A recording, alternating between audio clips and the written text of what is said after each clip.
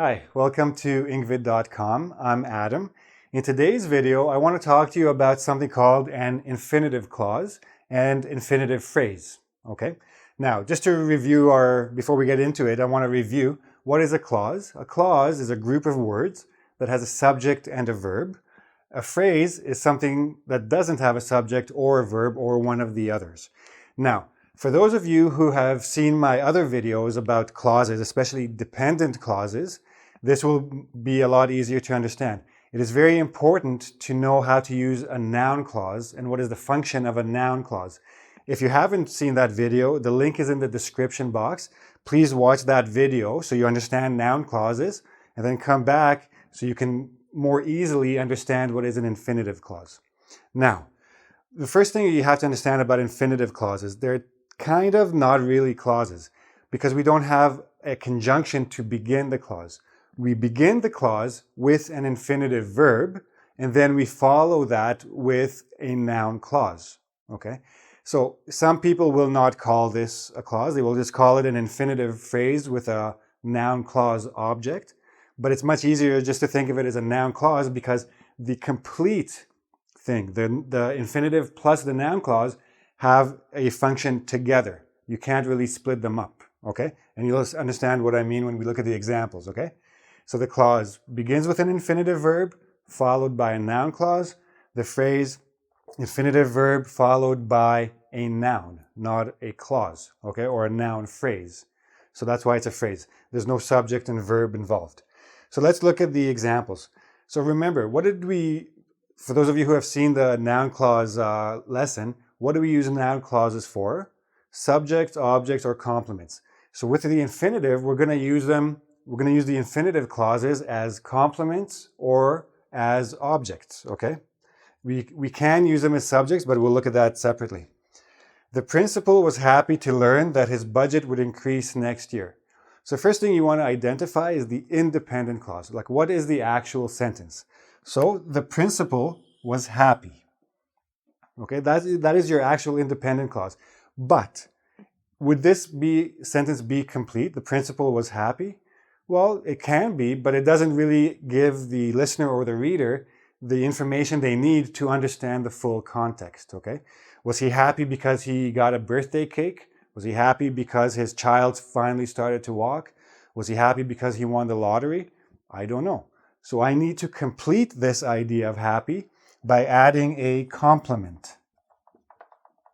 Okay, a complement is something that completes the idea. So he was happy. Why? To learn. Now, to learn is also not enough because this is a transitive verb. This must have an object. To learn what? That his budget would increase next year. That his budget, subject, verb, would increase next year. That I put in bracket because I can take it out. It is not the subject. I can remove it. I can leave it in, take it out, both okay. So now the whole thing, to learn that his budget would increase next year, the whole clause works as a complement to happy. Explains why he was happy. Okay, let's look at another example. The manager gave his staff an extended vacation to test whether they would actually take it, not because he was generous. So again, what's the independent clause? The manager gave his staff an extended vacation. Complete sentence, complete idea. I can put a period and that's your whole sentence. But again, I want to have more information. I want to have a more complete idea with context. So I'm going to add an infinitive clause.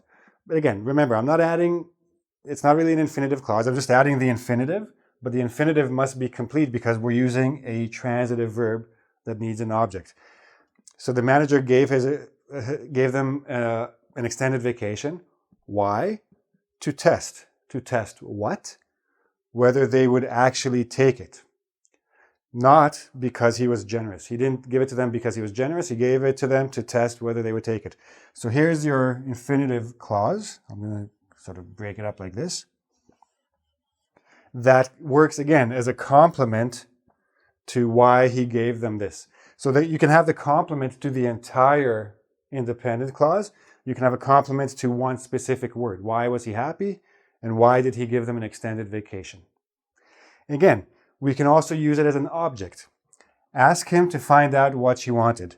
Ask him, so this is who, so this is also a direct object, but you can have two. Ask what? What should you ask him? To find out. To find out what? What she wanted. And again, noun clause, what she wanted, as an object to find out. To find out what she wanted, as an object to the verb ask. And again, the subject, you, because it's a command verb, okay? So I'm using these infinitive clauses as one complete unit.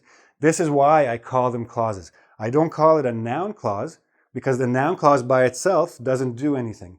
The noun clause is part of the infinitive to complete the infinitive, and the infinitive, complete with the clause, with the noun clause, works as a complement or an object. Again, to find out what she wanted, ask her.